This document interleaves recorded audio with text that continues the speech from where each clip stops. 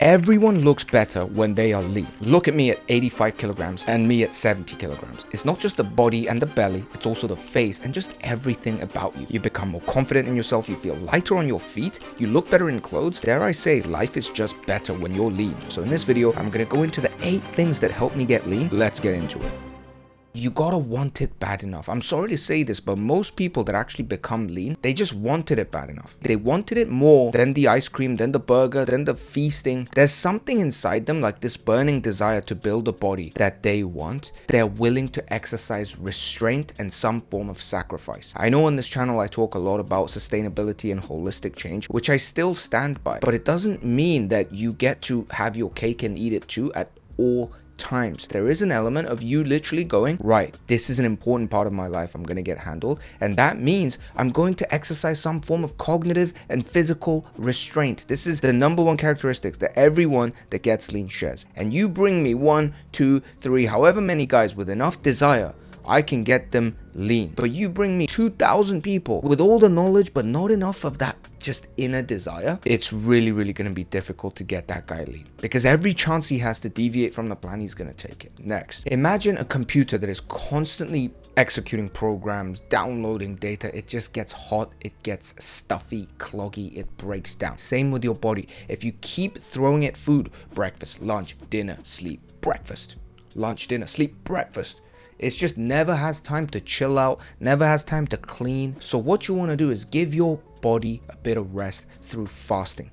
And this is actually really healthy. It's going to activate your human growth hormone. And most importantly, for those that want to get lean, it's going to allow you to save up those precious calories to later in the day, whether it's for you lunch, whether it's for you dinner, so that you can eat what you want. This is why you can see me eating Korean fried chicken sometimes, sushi, pad thai, what have you, and I can still maintain a relatively lean body throughout the entire year because I take advantage of fasting. If you haven't done it, try it, and you gotta try it for more than 2 weeks to know if it's for you. Next, I've said this many times and I'm gonna say it again. What gets measured gets accomplished. Same with sleep, same with your exam scores, with your lap times if you're a track and field athlete. If you measure each time what you do, then you have a benchmark to improve upon. And it's the same thing when you track your calories, when you track your weight. Not only do you see exactly where you stand and what the next step is, you will actually understand which behaviors in your life lead to increased weight gain. You're gonna also identify false signals. You're gonna develop this sense to know, okay, my weight's gone up, but this is a fake signal. Okay, my weight's gone down, but it's a fake signal. This comes from weeks and weeks of tracking your calories and your weight. So you're banking in this internal knowledge and data and intelligence and your ability to decipher bullshit signals from real signals. And by the way, all the people that say, oh my God, tracking calories is so lame, don't track calories. Guess what they did to lose weight? They track calories, and then now they have that base knowledge so they can guess or they can feel things. This is a huge difference. So if you're a noob, if you're a beginner, take my word for it and try it. Next, whenever somebody goes on a diet, what they start to do is they go, oh my God, I'm going to get lean for summer. They get super excited, right? And then for the first week, maybe 2, maybe even 3, rarely 3, but maybe even 3 weeks, you're actually really good. You start eating really well, you start eating really healthy, you follow your rules that you set for yourself, you start to see some progress, everything's going well. Well, guess what happens after 2 weeks when stress builds up, when life builds up, when your university assignment gets a D- and when your girlfriend starts to give you shit, when stuff starts to build up, you have less mental energy, less ability to make good decisions. Plus, extra cortisol actually hormonally raises your blood sugar, raises your insulin, and makes you just not stop eating. It inhibits your portion control. You start reaching for food because you're stressed, and what winds up happening is in 1 of the days, 2 of the days, you start overeating. Then what do? You tell yourself, oh my God, I've screwed it up again. Then you go on and binge eat the rest of the fridge. Guess how many times I've done that? So this happens because you don't have staples.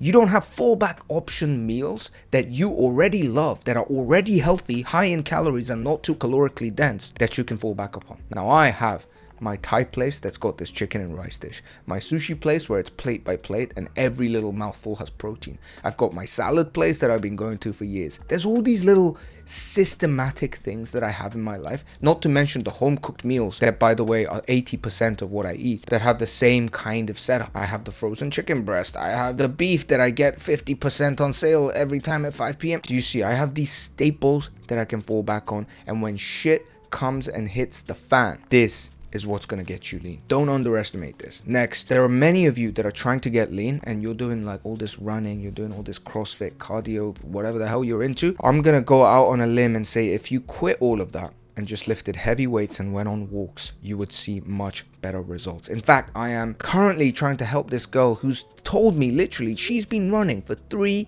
years and she hasn't seen much change in her weight. And I'm just face palming myself live and thinking, Jesus Christ, if only you just did some minimalist workouts and just prioritize walking, you would see so much more gains in the muscle building department and leanness. Everybody that's done this swears by it. The problem with walking is that you're in this mindset that walking's not really exercise because you never really tried to hit 10k steps consistently, so you don't think walking is proper exercise. So you like to run because you get the feeling of having exercise because you sweat. Running is just gonna burn X amount of calories and you're gonna eat X plus 200 calories. So it's not that effective. It's not that effective unless you're a proper athlete that has running in his schedule. For most people watching this video right now, if you walked 10,000 steps, or at least just find time in the day to walk more, like sunset walks, 5k, 6k, 7k steps, you're gonna see better results when it comes to getting lean. Why don't you just trust me on this for like 1 month and then see what happens?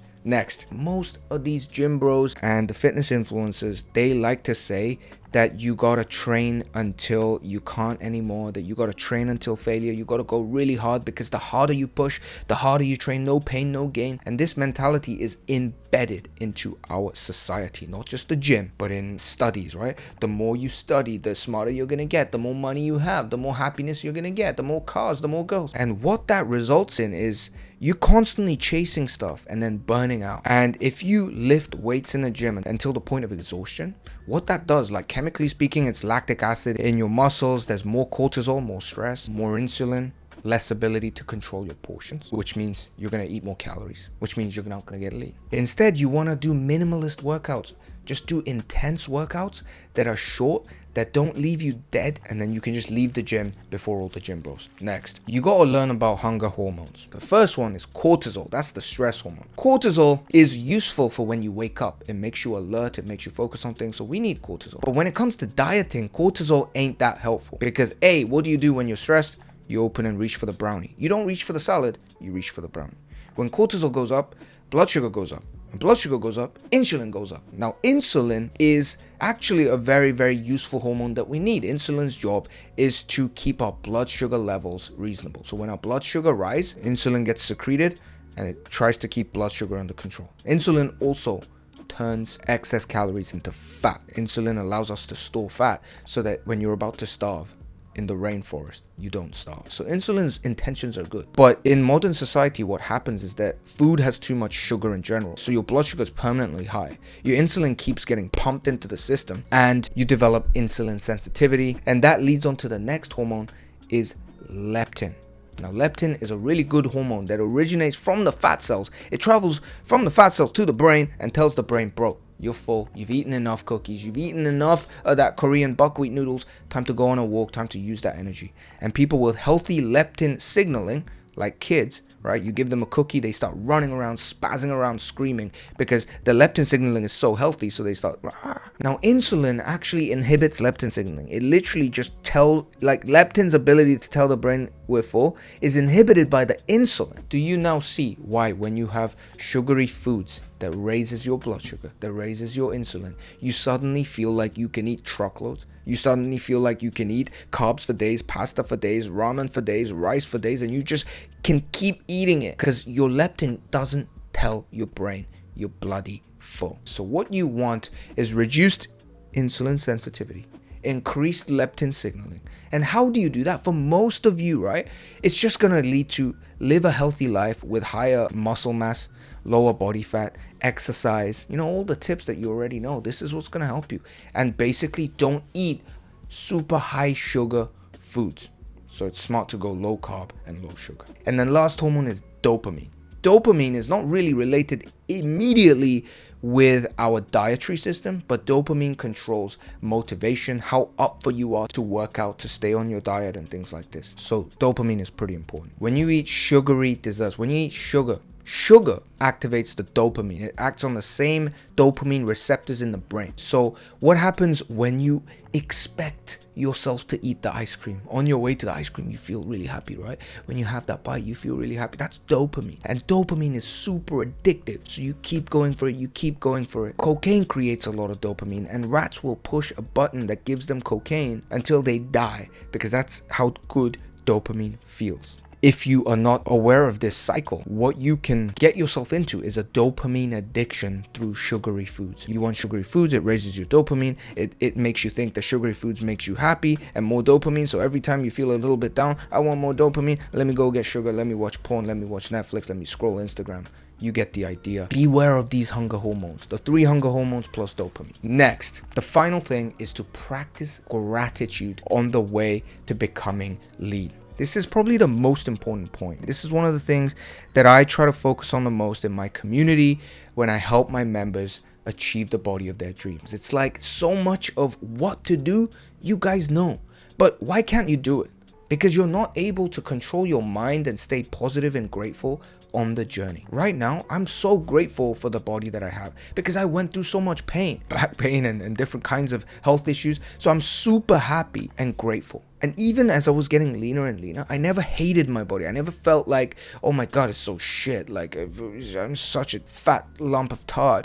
Like I literally appreciated each and every moment and was like, wow, it's looking better. Oh my God, look at this. You see these people that are just positive and optimistic and grateful. They're just going to attract more of that energy. Even if you don't believe in this like attracting energy stuff, what it does is it reduces cortisol, reduces stress, and it's going to keep you more motivated. Try it right now. Literally right now, think of one thing that you're actually grateful for. In the moment of gratitude, you cannot be negative. Your cortisol drops, your serotonin, your happiness hormone starts to go up. You're more motivated, you're less stressed, and everything starts to align.